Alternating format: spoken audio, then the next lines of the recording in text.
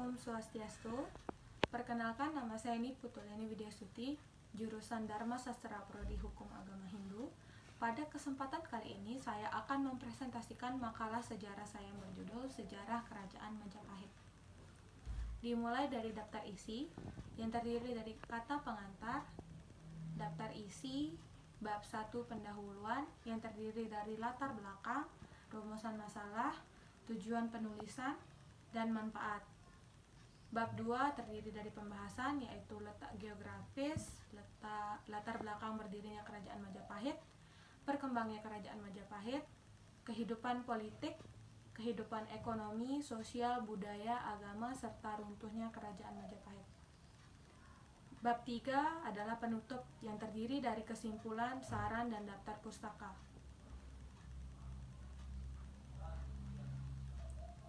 Bab 1 pendahuluan yang terdiri dari latar belakang. Kerajaan Majapahit adalah sebuah kerajaan kuno di Indonesia yang terpusat di Jawa Timur yang pernah berdiri dari sekitar tahun 1293 Masehi sampai 1500 Masehi. Kerajaan Majapahit didirikan oleh Raden Wijaya, tepatnya di daerah Trowulan yang sekarang menjadi Mojokerto. Berdirinya Kerajaan Majapahit merupakan kelanjutan dari Kerajaan Singosari.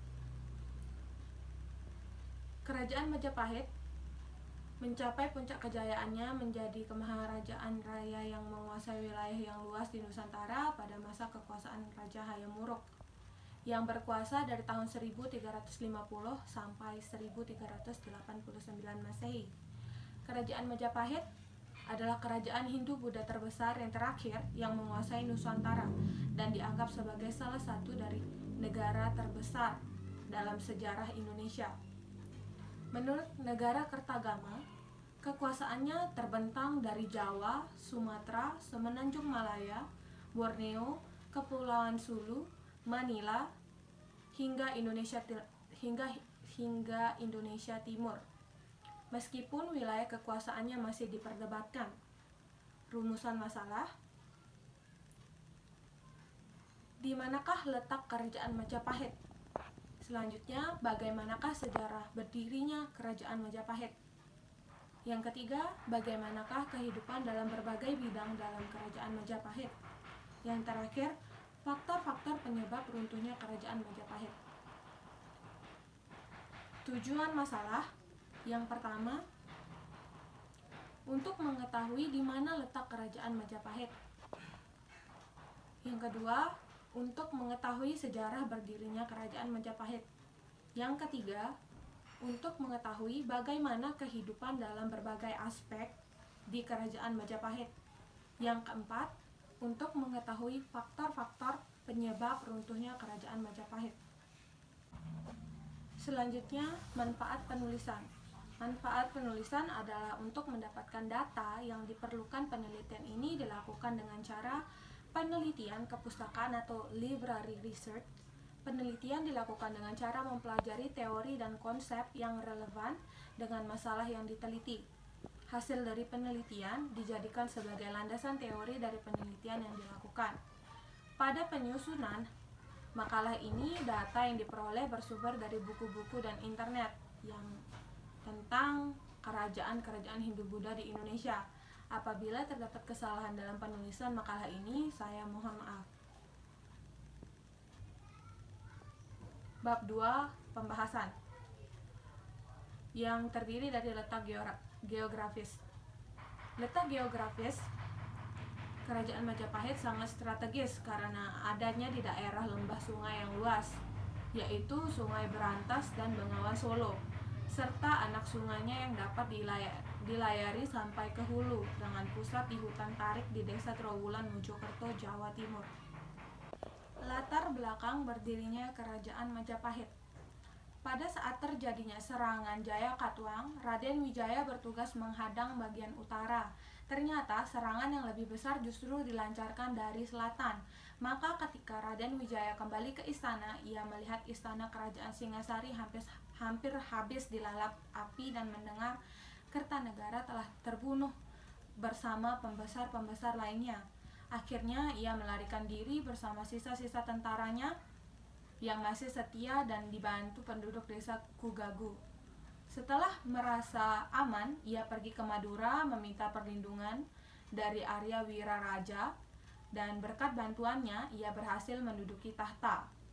Dengan menghadiahkan daerah Tarik kepada Raden Wijaya sebagai daerah kekuasaannya, ketika tentara Mongol datang ke Jawa dengan pimpinan Sihpi, Ikemis, dan Kaushing dengan tujuan menghukum Kertanegara, maka Raden Wijaya memanfaatkan situasi itu untuk bekerja sama menyerang Jaya Katuang. Setelah Jaya Katuang terbunuh, tentara Mongol berpesta pora merayakan kemenangannya. Kesempatan itu pula digunakan untuk mengusir tentara Mongol dari Jawa dan pulang ke negerinya. Maka pada tahun 1293 Raden Wijaya naik tahta dan bergelar Sri Kertarajasa Jayawardhana. Berkembangnya kerajaan Majapahit. Hayam Wuruk juga disebut Raja Sanagara memerintah Majapahit dari tahun 1350 hingga 1389. Pada masanya, kerajaan Majapahit mencapai puncak kejayaannya dengan bantuan Mahapatihnya, yaitu Mahapatih Gajah Mada. Di bawah pemerintahan Gajah Mada pada tahun 1313 sampai 1364 Masehi, Majapahit menguasai lebih banyak wilayah pada tahun 1377. Beberapa tahun setelah kematian Gajah Mada, Majapahit melancarkan serangan laut ke Palembang, menyebabkan runtuhnya sisa-sisa kerajaan dari kerajaan Sriwijaya. Menurut Kekawin Negara Kertagama Pupuh ke-13 sampai 15, daerah kekuasaan Majapahit meliputi Sumatera, Semenanjung Malaya, Borneo, Sulawesi, Kepulauan Nusa Tenggara, Maluku, Papua, dan sebagian besar dari Kepulauan Filipina. Namun demikian, batasan alam dan ekonomi menunjukkan bahwa daerah-daerah kekuasaan tersebut tampaknya tidaklah berada di bawah kekuasaan terpusat Majapahit, tetapi terhubungkan satu sama lain oleh perdagangan yang mungkin berupa monopoli oleh raja. Kerajaan Majapahit juga memiliki hubungan dengan Champa, Kamboja, Siam, Burma, bagian selatan, dan Vietnam. Bahkan mengirim duta-dutanya sampai ke Tiongkok. Selanjutnya adapun raja-raja yang pernah memerintah di kerajaan Majapahit, yaitu yang pertama Raden Wijaya yang bergelar Kertarajasa Jayawardhana yang memerintah pada tahun 1293 sampai 1309 Masehi. Yang kedua Kalagamat yang bergelar Sri Jayanagara yang memerintah pada tahun 1309 sampai 1328 Masehi. Selanjutnya Sri Gita Raja bergelar Tribuana Wijaya Tunggadewi yang menjabat pada tahun 1928 sampai 1350 Masehi. Yang keempat adalah Raja Hayam Wuruk yang bergelar Sri Raja Sanagara yang memerintah pada tahun 1350 sampai 1389. Selanjutnya Wikrama Wardhana yang memerintah pada tahun 1389 sampai 1429 Masehi. Yang selanjutnya Sri Raja Sawardhana yang bergelar Brawijaya II yang menjabat pada tahun 1451 sampai 1453. Selanjutnya Purwawisesa atau Giriswardhana yang bergelar Brawijaya III yang menjabat pada tahun 1456 sampai 1466. Selanjutnya Bre Pandansalas atau Suraprabawa yang bergelar Brawijaya IV yang menjabat pada tahun 1466 sampai 1468. Yang selanjutnya Bre Kertabumi yang bergelar Brawijaya V menjabat pada tahun 1468 sampai 1478. Yang selanjutnya Girida Wardhana bergelar Brawijaya VI yang menjabat pada tahun 1478 sampai 1498. Dan yang terakhir adalah Hudara yang bergelar Brawijaya VII yang menjabat pada tahun 1498 sampai 1518 Masehi.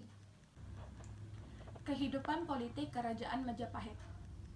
Pada masa pemerintahan Raden Wijaya, yaitu pada tahun 1293 sampai 1309 Masehi, Raden Wijaya memerintah Kerajaan Majapahit dari tahun 1293 sampai 1309 Masehi, dan Raden Wijaya sempat memperistri keempat putri Kertanegara, yaitu Tribuana, Narendra Duhita, Prajnaparamita, dan Gayatri.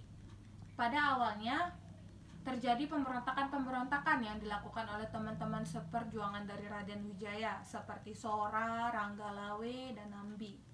Pemberontakan-pemberontakan tersebut terjadi karena rasa tidak puas atas jabatan-jabatan yang diberikan oleh raja. Akan tetapi pemberontakan itu dapat dipadamkan.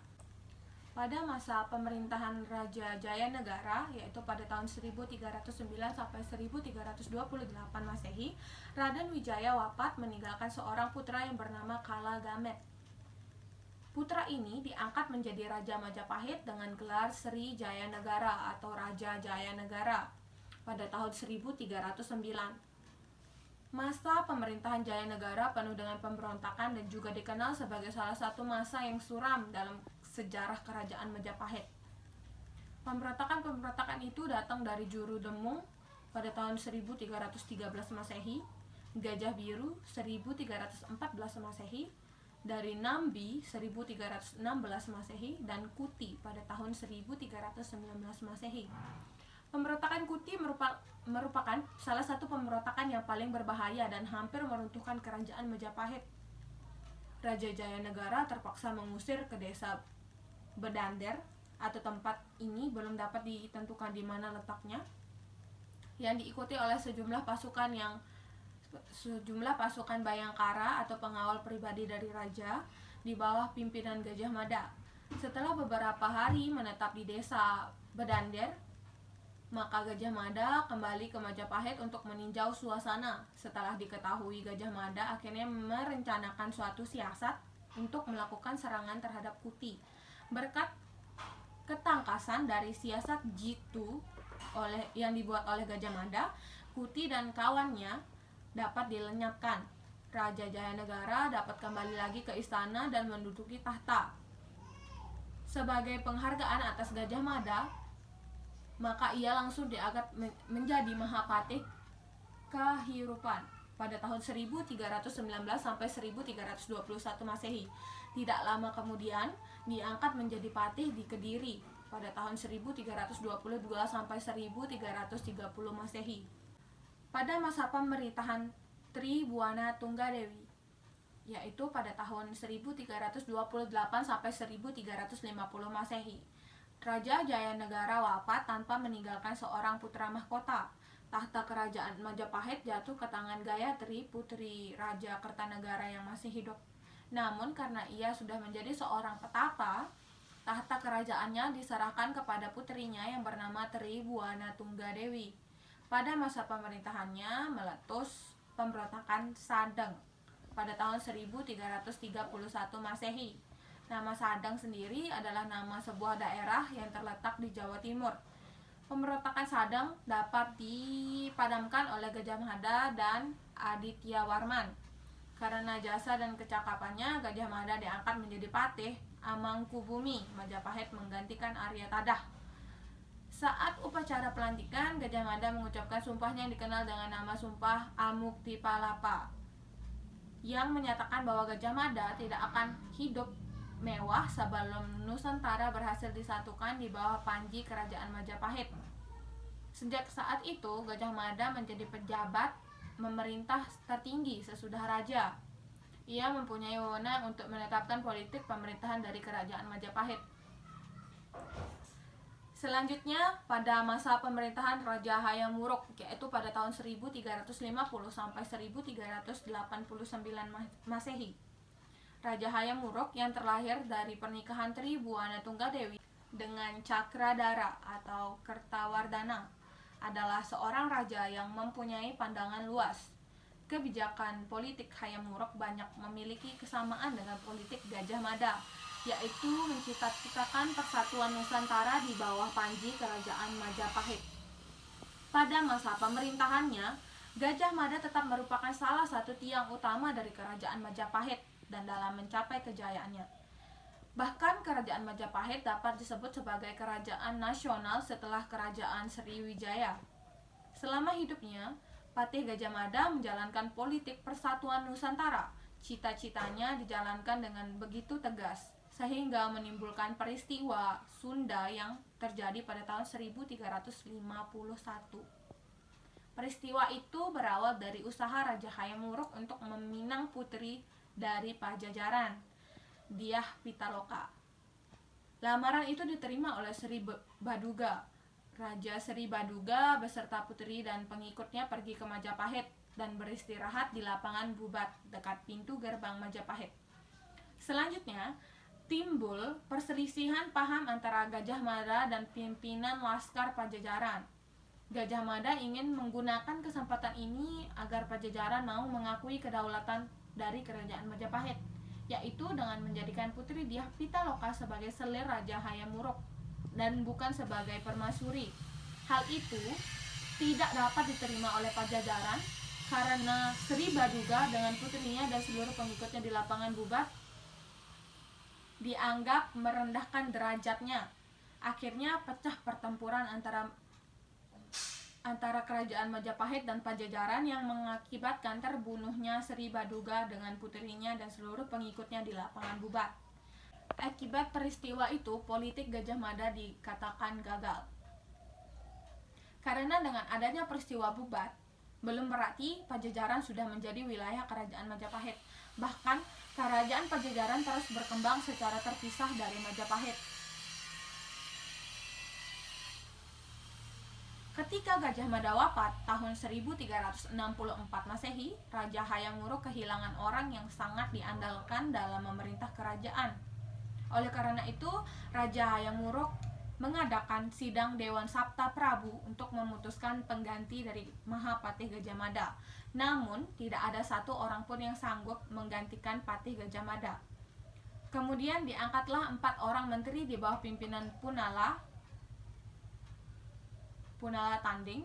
Hal itu tidak berlangsung lama dan keempat orang Punala Tanding tersebut digantikan oleh 2 orang menteri, yaitu Gajah Enggon dan Gajah Manguri. Akhirnya Hayam Wuruk memutuskan untuk mengangkat Gajah Enggon dan Patih Mangkubumi menggantikan posisi Gajah Mada.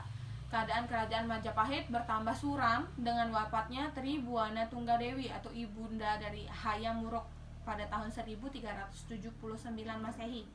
Kerajaan Majapahit semakin kehilangan pembantu-pembantu yang cakap. Kemunduran kerajaan Majapahit semakin jelas setelah wafatnya Raja Hayam Wuruk pada tahun 1389 Masehi dan berakhirlah masa kejayaan kerajaan Majapahit. Selanjutnya pada masa pemerintahan Raja Wikramawardhana, yaitu pada tahun 1389 sampai 1429 Masehi. Raja Hayam Wuruk digantikan oleh putrinya yang bernama Kusuma Wardhani. Putri ini menikah dengan Wikramawardhana. Tetapi Hayam Wuruk juga mempunyai seorang putra yang lahir dari selir bernama Wirabumi. Wirabumi diberi kekuasaan di ujung timur Pulau Jawa, yaitu di daerah Blambangan yang sekarang. Pada mulanya, antara Wikrama dan Wirabumi terjalin satu hubungan yang baik, tetapi pada tahun 1400 Masehi, Kusuma Wardhani wafat, sementara Wikramawardhana mempunyai maksud untuk menjadi biksu. Hal ini menyebabkan kekosongan dalam pemerintahan kerajaan Majapahit.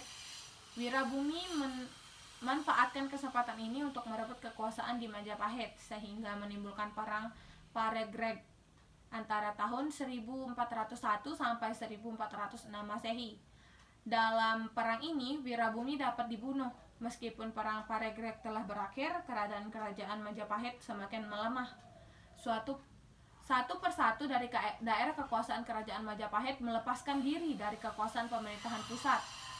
Seiring dengan itu, muncul kekuasaan kerajaan-kerajaan Islam di pesisir. Suatu tradisi lisan yang dikenal di Pulau Jawa menyatakan bahwa kerajaan Majapahit hancur akibat serangan dari pasukan-pasukan Islam yang di bawah pemimpinan Raden Patah di Demak. Pada waktu itu disebutkan bahwa raja yang memerintah di Majapahit adalah Brawijaya V. yang merupakan raja terakhir dari kerajaan Majapahit, serta setelah wafatnya kerajaan Majapahit mengalami keruntuhan. Dan keruntuhan itu terjadi sekitar awal abad ke-16 Masehi. Kehidupan ekonomi kerajaan Majapahit. Majapahit merupakan negara agraria dan juga sebagai negara maritim. Kedudukan sebagai negara agraris tampak dari letaknya, yaitu di pedalaman dan di dekat aliran sungai. Kedudukan sebagai negara maritim tampak dari kesanggupan angkatan laut kerajaan itu untuk menanamkan pengaruh Majapahit di seluruh Nusantara. Dengan demikian, kehidupan ekonomi masyarakat Majapahit menitik beratkan pada bidang pertanian dan pelayaran. Udara di Jawa panas sepanjang tahun. Panen padi 2 kali dalam setahun. Butir berasnya amat halus. Terdapat juga wijen putih, kacang hijau, rempah-rempah, dan lain-lain. Buah-buahannya banyak, jenis-jenis buah-buahannya banyak, antara lain yaitu pisang, kelapa, delima, pepaya, durian, semangka, serta sayur-mayur yang berlimpah macamnya. Jenis binatang juga banyak.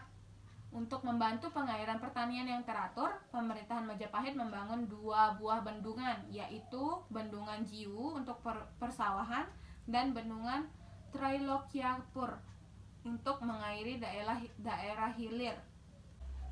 Kerajaan Majapahit memiliki mata uang sendiri yang bernama gobok, merupakan uang logam yang terbuat dari campuran perak, timah hitam, timah putih, dan tembaga. Bentuknya seperti koin dengan lubang di tengahnya. Dalam transaksi perdagangan, selain menggunakan mata uang gobok, penduduk Majapahit juga menggunakan uang kepeng dari berbagai dinasti.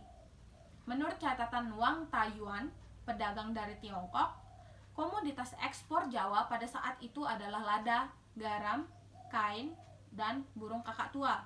Sedangkan komoditas impornya adalah mutiara, emas, perak, sutra, barang keramik, dan barang dari besi.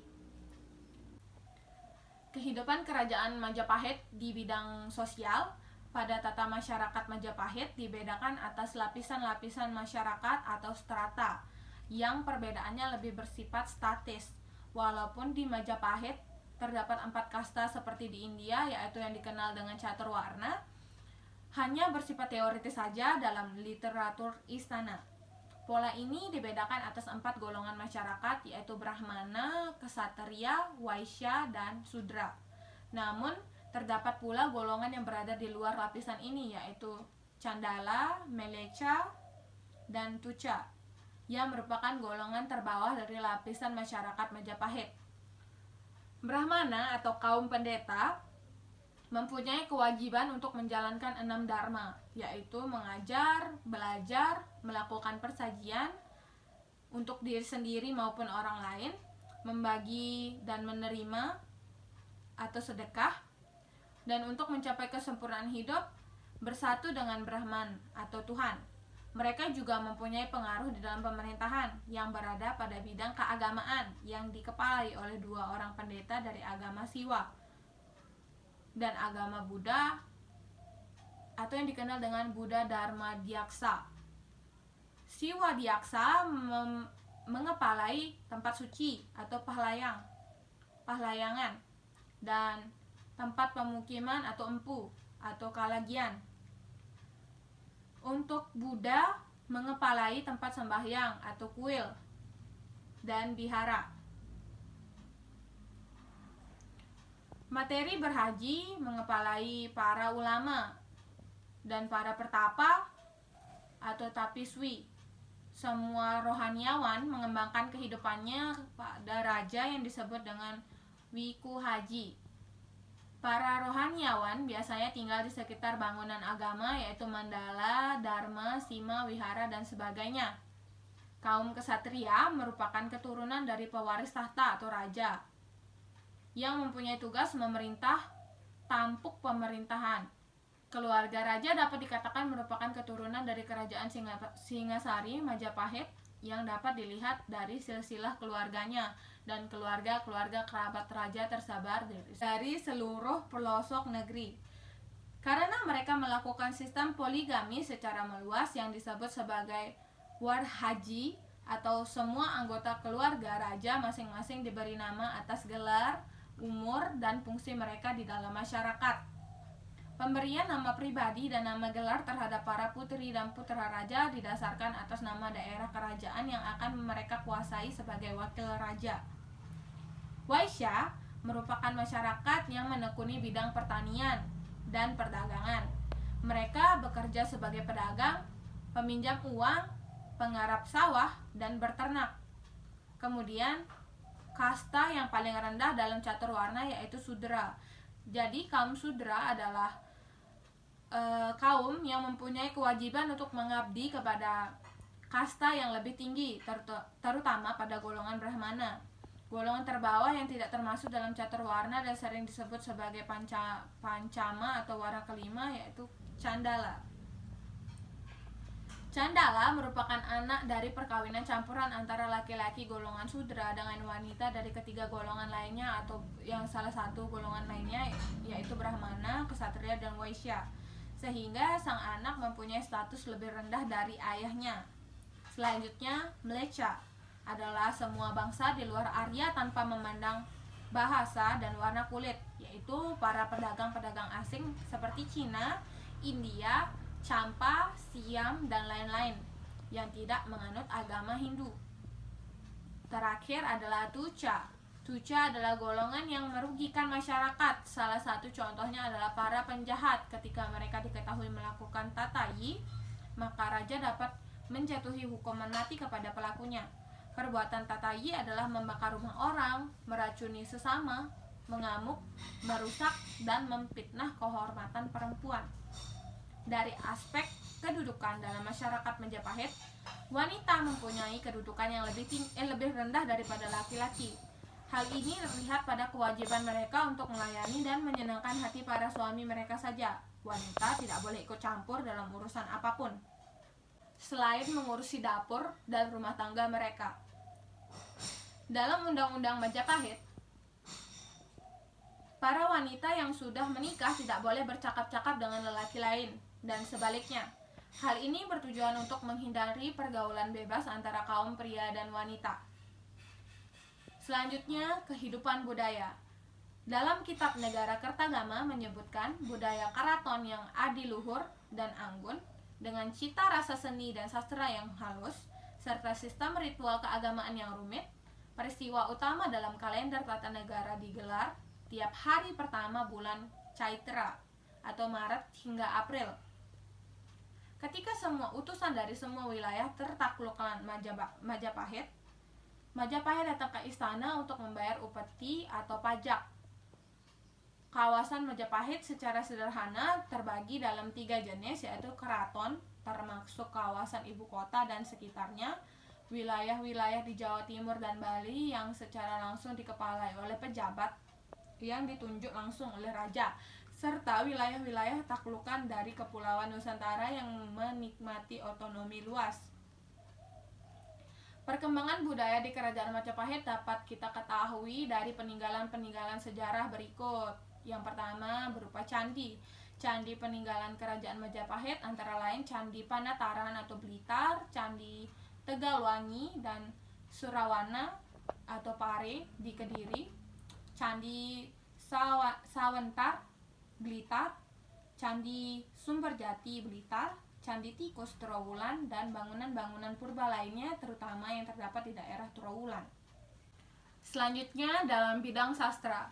Hasil sastra pada zaman Kerajaan Majapahit dapat kita bedakan menjadi sastra zaman Majapahit awal dan sastra zaman Majapahit akhir.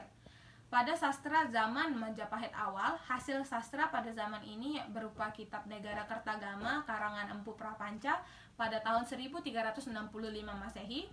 Selanjutnya kitab Suta Soma dan kitab Arjuna Wiwaha karangan Empu Tantular. Kitab Kuncarakarna tidak diketahui pengarangnya. Nah, selanjutnya sastra pada zaman Kerajaan Majapahit akhir.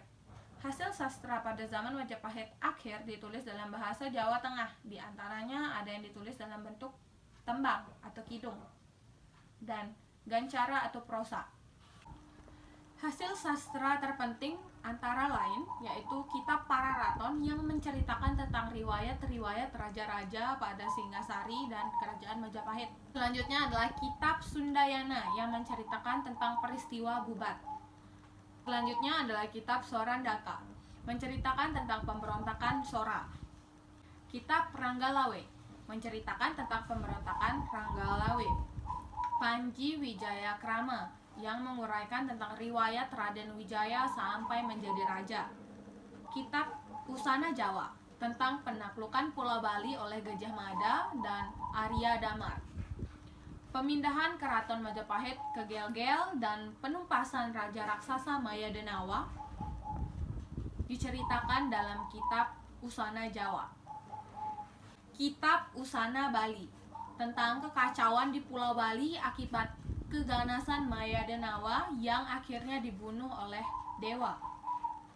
Selain kitab-kitab tersebut, masih ada kitab-kitab sastra lain seperti Paman Cangah, Tatu Pagelaran, Calon Arang, Kora Wasrama, Babuksah, Tantri Kamandaka, dan Pancatantra. Selanjutnya dalam kehidupan agama. Pada masa Kerajaan Majapahit, berkembang agama Hindu, Siwa, dan Buddha. Kedua umat beragama itu memiliki toleransi yang besar sehingga tercipta kerukunan umat beragama yang baik. Raja Hayam Wuruk beragama Siwa, sedangkan Gajah Mada beragama Buddha. Namun, mereka dapat bekerja sama dengan baik. Rakyat ikut meneladaninya. Bahkan Empu Tantular menyatakan bahwa kedua agama itu merupakan satu kesatuan yang disebut Siwa Buddha. Hal itu ditegaskan lagi dalam kitab Sutasoma dengan kalimat Bhinneka Tunggal Ika Tanhana Dharma Mangrua, yang artinya walaupun beraneka ragam tetap dalam satu kesatuan, tidak ada agama yang mendua. Selanjutnya, runtuhnya Kerajaan Majapahit. Kemunduran Kerajaan Majapahit berawal sejak wafatnya Gajah Mada pada tahun 1364. Hayam Wuruk tidak dapat memperoleh ganti yang secakap Gajah Mada. Jabatan-jabatan yang dipegang Gajah Mada pada semasa hidupnya diberikan kepada 3 orang. Setelah Hayam Wuruk meninggal pada tahun 1389, Majapahit benar-benar mengalami kemunduran. Masa sesudah Prabu Hayam Wuruk dan Gajah Mada merupakan masa kemunduran Kerajaan Majapahit. Beberapa hal yang menyebabkan kemunduran Kerajaan Majapahit adalah tidak ada tokoh pengganti yang cakap dan berwibawa sesudah wafatnya Hayam Wuruk dan Gajah Mada.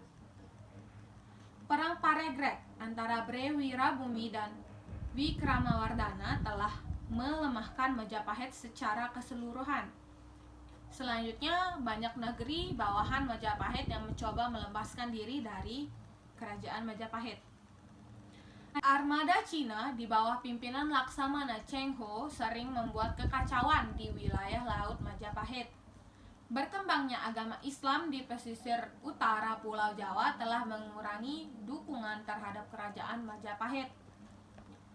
Dan pada akhir sekitar abad 14 dan awal abad ke-15, pengaruh Majapahit di seluruh wilayah Nusantara mulai berkurang.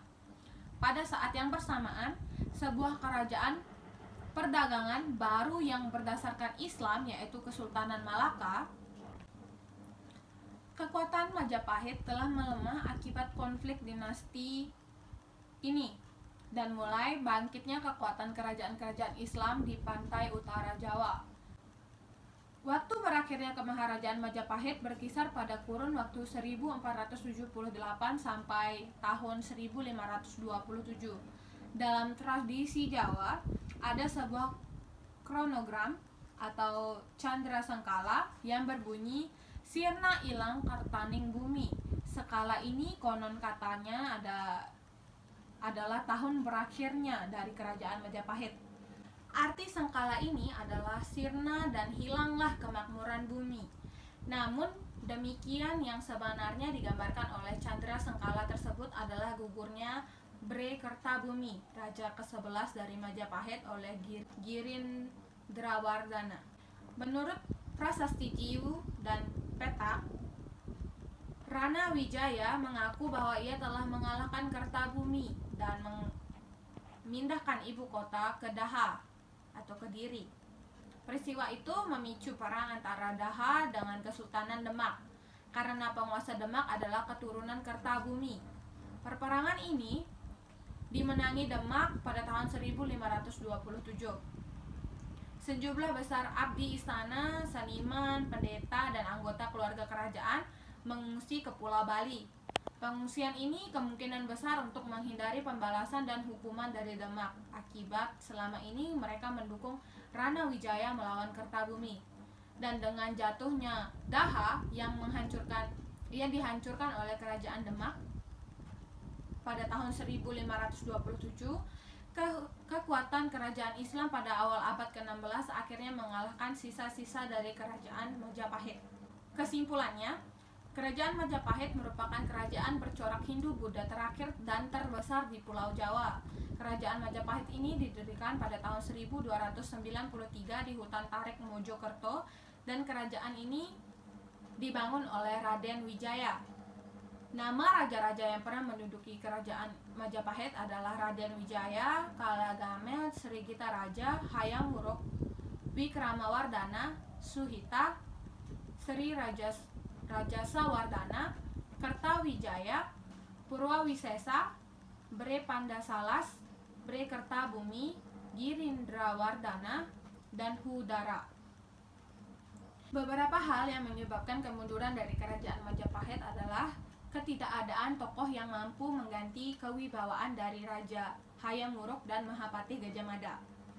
Perang Paregreg antara Bre Wirabumi dan Wikramawardhana telah melemahkan Majapahit secara keseluruhan. Banyak negeri bawahan yang melepaskan diri dari kerajaan Majapahit. Armada Cina di bawah pimpinan Laksamana Cheng Ho sering membuat keonaran di wilayah laut kerajaan Majapahit, serta berkembangnya agama Islam di pesisir pantai utara Pulau Jawa telah mengurangi dukungan ke kerajaan Majapahit. Pada akhir abad ke-14 sampai awal abad ke-15, pengaruh Majapahit di seluruh Nusantara mulai berkurang. Pada saat yang bersamaan, sebuah kerajaan perdagangan baru yang berdasarkan Islam, yaitu Kesultanan Malaka, kekuatan Majapahit telah melemah akibat konflik dinasti ini, dan mulai bangkitnya kekuatan kerajaan-kerajaan Islam di pesisir pantai Pulau Jawa. Waktu berakhirnya kemaharajaan Majapahit berkisar pada kurun waktu 1478 sampai 1527 dan berakhirnya suatu pemerintahan dari kerajaan Majapahit. Dan yang terakhir adalah saran. Semoga apa yang telah saya jelaskan di dalam makalah ini dapat dipahami dan dipelajari oleh para pembaca dan pendengar. Selain itu, dengan makalah ini semoga kita dapat mengetahui sejarah-sejarah kerajaan Hindu-Buddha dan terutama kerajaan Majapahit. Sekian dari saya. Apabila ada kesalahan, saya tutup dengan Parama Santi. Om Santi Santi Santi Om.